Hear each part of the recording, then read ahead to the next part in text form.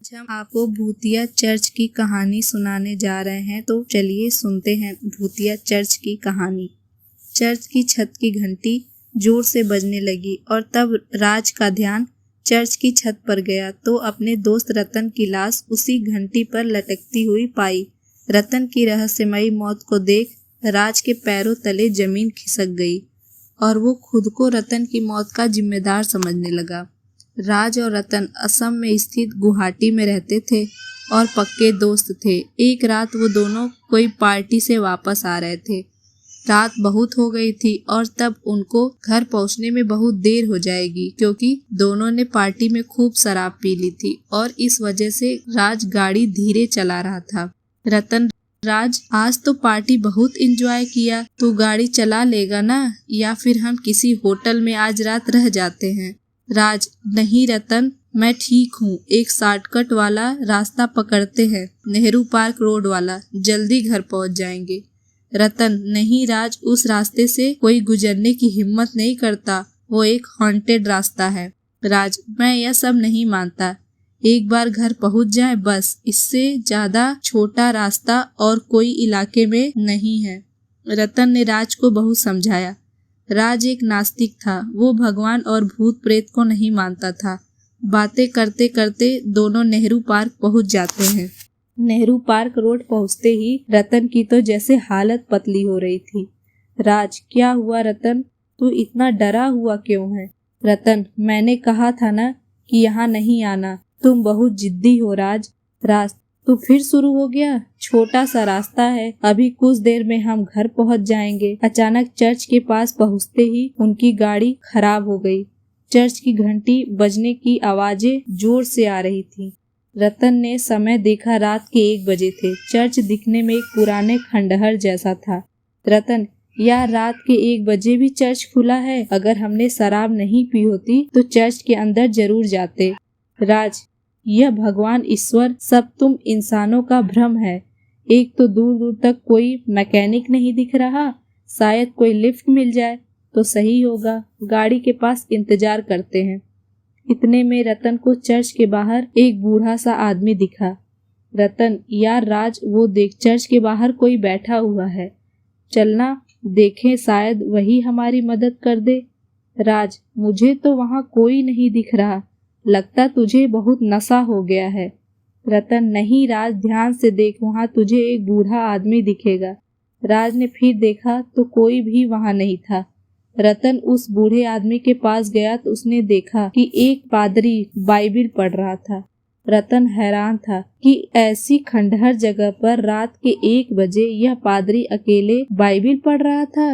रतन, father, आप यहाँ अकेले क्यों बैठे हो? और इतनी देर रात को चर्च की घंटी का बजना, इस चर्च की ऐसी हालत, क्या आपको डर नहीं लगता? पादरी को रतन पर बहुत गुस्सा आता है और वो वहाँ से चले जाते हैं।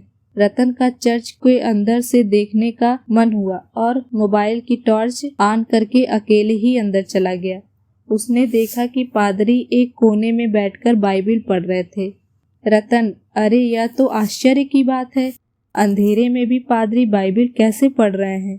रतन की वजह से पादरी को बाइबिल पढ़ने में बहुत परेशानी हो रही थी। वो चर्च की छत पर चले गए।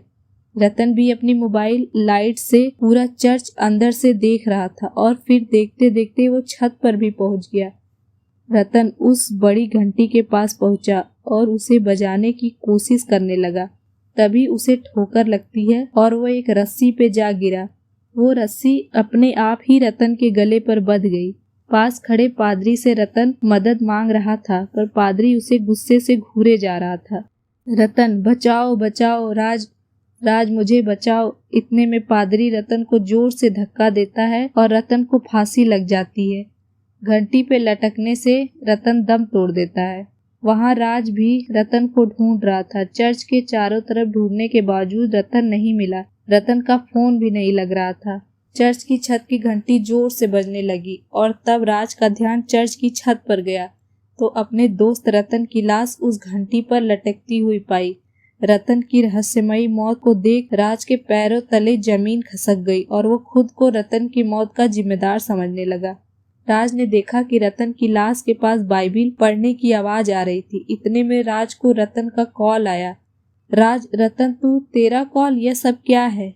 कॉल, राज मुझे बचाओ, राज मुझे बचाओ। राज को कुछ समझ नहीं आ रहा था कि ऊपर रतन की लाश और अब उसका कॉल, साथ में उसकी लाश के पास बाइबिल पढ़ने की आवाज। राज चर्च की छत पे जाने लगा और इतने में एक ट्रक के गुजरने की आवाज आई। राज ने उस ट्रक को रोका।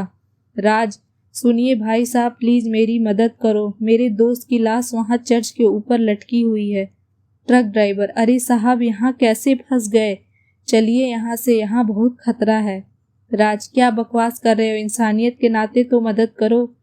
ट्रक ड्राइवर, अगर मैंने आपकी मदद की तो हमारी मदद करने कोई इंसान नहीं आएगा। मैं अभी भी कह रहा हूँ, चलिए मेरे साथ। राज हार कर उस ट्रक में बैठ जाता है। ट्रक ड्राइवर दिखने में 50 साल का गांव का रहने वाला लग रहा था और शरीर से काफी तंदुरुस्त था। राज के मन में रतन की मौत का मंजर घूम रहा था। अब राज पूरी तरह से डरा हुआ था। ट्रक ड्राइवर, साहब आप यहाँ कैसे आए? क्या आपको इस जगह के बारे में कुछ नहीं पता? आपके दोस्त की मौत कैसे हुई? राज ने पूरा किस्सा बताया तो ट्रक ड्राइवर ने उस चर्च का रहस्य बताया।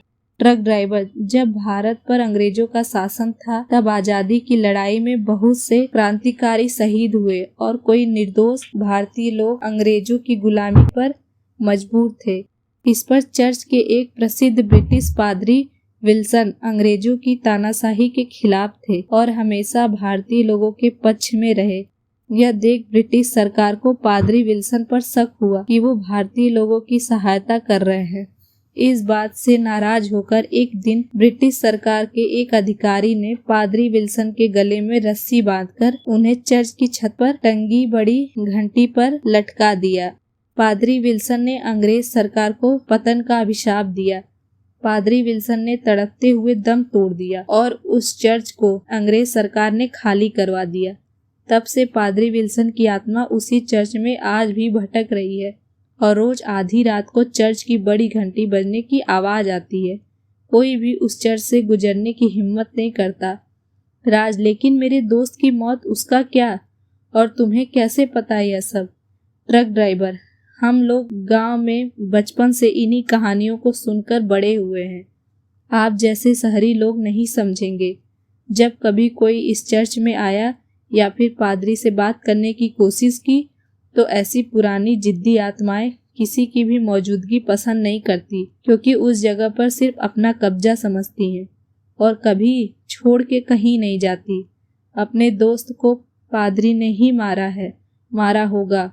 ऊपर से आप दोनों ने शराब पी रखी है। इस बात से पादरी ने और भी ज्यादा क्रोधित होकर रतन को मौत के घाट उतार दिया। राज, इतने सालों से यह चर्च को हटाया क्यों नहीं गया?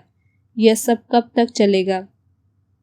ट्रक ड्राइवर, हाँ साहब, कई बिल्डरों ने इसे तोड़ने की कोशिश की पर वो सब अपनी जान गंवा बैठे। ऐसी पुरानी आत्माएं किसी की भी मौजूदगी पसंद नहीं करती, क्योंकि उस जगह पर सिर्फ अपना कब्जा समझती हैं और कभी छोड़ के कहीं नहीं जाती। आपके दोस्त को पादरी ने ही मारा होगा। ऊपर से आप दोनों ने शराब पी रखी है। यह पादरी को चर्च के नियमों के विरुद्ध लगा और इस बात से पादरी ने और भी ज्यादा क्रोधित होकर आपके दोस्त को मौत के घाट उतार दिया। हर शॉर्टकट रास्ता हॉन्टेड नहीं होता, पर जब किसी रास्ते से आप परिचित न हो तो उस पर चलने की कोशिश भी न करें।